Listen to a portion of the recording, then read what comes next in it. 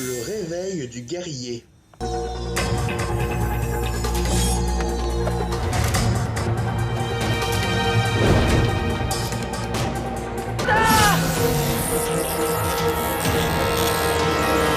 J'aimerais bien dire qu'ils sont tellement nuls qu'ils se font avoir dès le début, mais Ça dort encore là-dedans, Stern. c'était un rêve. Un rêve vachement réaliste. Entraînement de karaté dans 1 heure. Je te rappelle qu'il y a compète cet après-midi. Au cas où tu l'aurais oublié. Et sois pas en retard, hein. T'as le droit d'être dans les chambres, Jim? J'espère vraiment que tu viendras. Merci pour ce plan. Bon, maintenant qu'on sait que le système mis au point par Tyrone est différent du Lyoko, j'ai absolument besoin d'avoir plus d'infos pour fabriquer un virus efficace. Mais on fait comment pour le pare-feu? Hein, je pense que c'est bon. Je viens juste de finir un programme qui pourrait nous permettre de le désactiver et nous donner accès aux infos. C'est bien que ça arrange le scénario en fait. Parce que tu es incapable de faire un virus car ce n'est pas le même supercalculateur, mais tu peux faire un pare-feu. Pourtant ce n'est pas le même supercalculateur. Mais bon, ma gueule c'est informatique. Mais les créatures noires, t'en fais quoi? C'est vrai, j'avais jamais vu des trucs aussi rapides et dangereux. Petite pensée pour le William xanatifié. Tu n'étais qu'un petit cancrelat sur leur passage, et non pas quelque chose de dangereux. Attendez 2 secondes. C'est vrai, j'avais jamais vu des trucs aussi rapides et dangereux.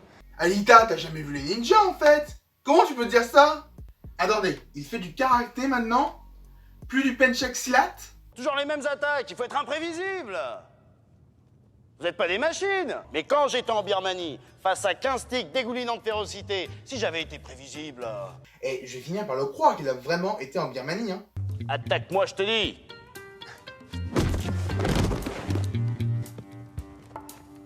C'est ça, être imprévisible.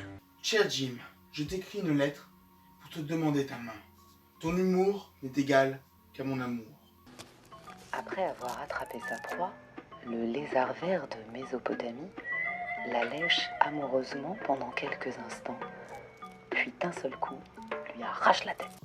Je ne sais pas ce qu'il regarde, mais je crois que j'ai pas envie de savoir ce qu'il regarde. C'est bon, arrêtez de paniquer les muscles, les cerveaux viennent d'arriver. J'y crois pas, normalement c'est moi qui balance les vannes. Oui, mais depuis au moins 10 épisodes, t'es pas drôle. Faut bien prendre le relais. Et oui, 10 épisodes, ça correspond à l'ancienne série. Je vous parle d'un temps, avant le confinement, on se serrait les mains. À partir de maintenant, il n'y a plus qu'une seule chose qui compte. L'odeur du tatami et les yeux de votre adversaire. Bon, il est temps que je vous explique mon système de notation. Pour chaque épisode, je rajoute 1 point à chaque intervention de Jim. C'est le seul et unique critère. C'est comme les crapauds buffles quand j'étais au Botswana. Je vous en parlerai une autre fois, mais c'est exactement pareil. Ah, je ne préfère ne pas en parler, raté. C'est dommage. Quand j'y pense, non mais j'en reviens pas qu'Ulrich nous ait planté comme ça. Vous n'avez que 4 places dans le skill et dans le mégapod. Et puis même, il y a quelques épisodes, Yumi n'est pas venu avec vous. Vous ne lui avez rien dit à ce moment-là. Mais bon, si monsieur préfère gagner des médailles plutôt que d'avoir à sauver le monde, eh ben c'est son choix. On a chacun nos priorités. William, tu étais l'un des meilleurs persos de la série, mais là tu dis vraiment de la merde. Parce que non seulement Ulrich est dans le même cas que Yumi il y a quelques épisodes, comme je viens de le dire, mais en plus, dans la série originale, les héros devaient toujours choisir entre sauver le monde et leur vie. Ils devaient jongler entre les deux. Et parfois, ils préféraient avoir leur propre vie. Mais au final, ils avaient toujours... Merci Anna. Ça, c'est du grand Ulrich. D'accord, il a rien écouté, mais c'est efficace. C'est exactement ce que tu as fait. Je ne vois pas la différence.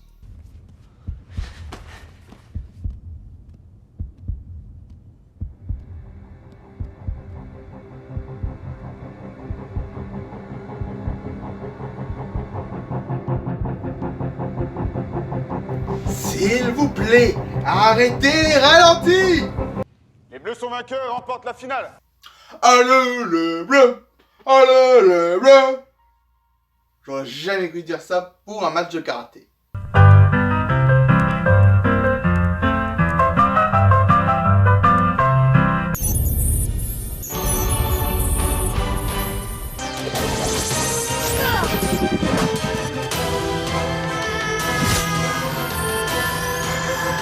C'est vraiment stylé. Y a rien à dire de plus. Ce sont pas des créatures programmées, ce sont des êtres humains. Il faut modifier vos attaques. Pour les déstabiliser, il faut être imprévisible. Merci Jim pour cette leçon qui aura sauvé le scénario.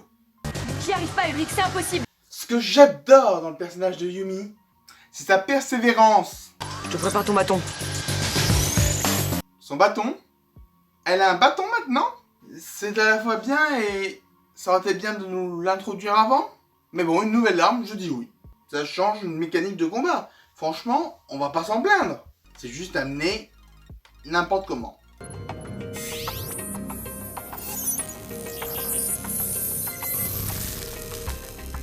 Je n'ai rien touché encore une fois. Du coup, la mission, c'était juste de mettre une disquette et elle pouvait être dévirtualisée. Ça me paraît quand même vachement facile. Ça me rend dingue. C'est vraiment tout ça pour ça. Ça fait un pétard mouillé, j'ai l'impression. J'ai réussi à récupérer des images. Les gars, la convention de cosplay, c'est pas ici. Et celle de cosplay raté non plus. On a un adversaire au moins aussi dangereux que Xana. Morph. Je voulais vous remercier pour tous vos conseils d'aujourd'hui. Ils m'ont vraiment été utiles. Bah, c'est normal, Stern. Je suis là pour ça. Vous en pensez ce que vous voulez, mais je trouve ce moment mignon. J'ai ça pour toi. Ça me ferait vraiment plaisir que vous la gardiez. Ah bon? Évidemment que tu la gardes, cette médaille. C'est la médaille du meilleur perso de Code Lyoko Evolution. Tu vas pas la donner à Ulrich.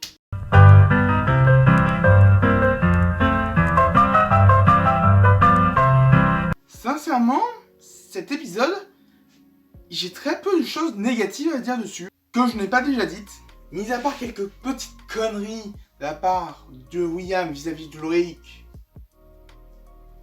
Franchement, je n'avais pas grand-chose.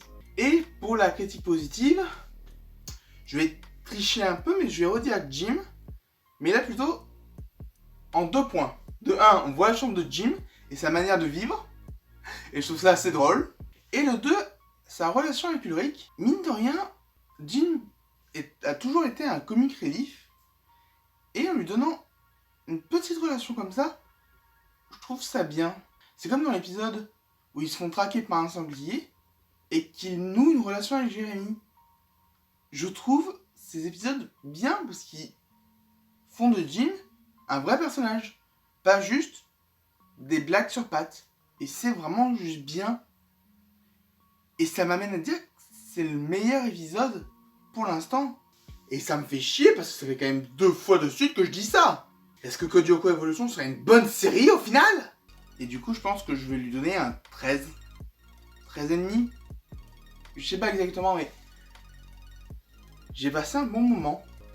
Et ce que je disais il y a quelques épisodes, j'en avais marre de plonger dans la médiocrité. Là, je vais dire l'inverse en fait. Redevenez médiocre. Sinon, moi, je peux plus faire de blagues. Et j'aimerais vraiment savoir ce que toi, tu en penses. À toi, Carlos.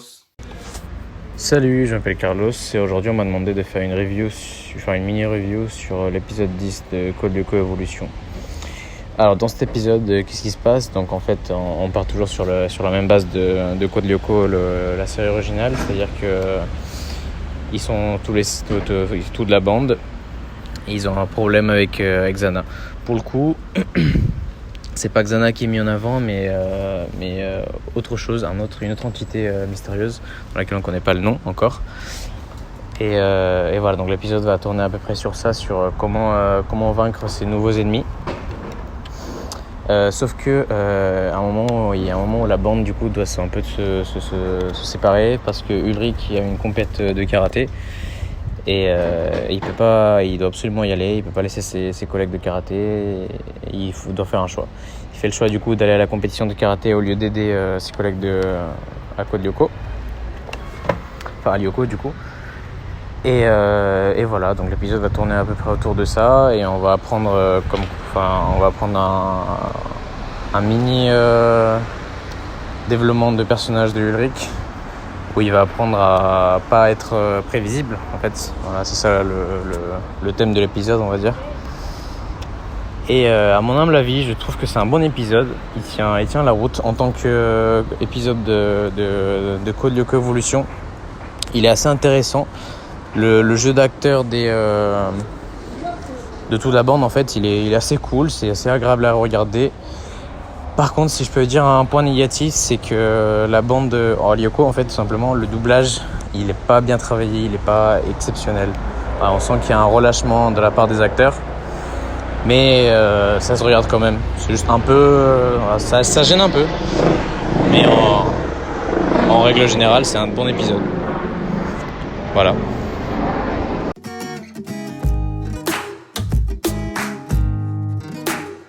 Ce que j'adore dans le personnage de Yumi, c'est sa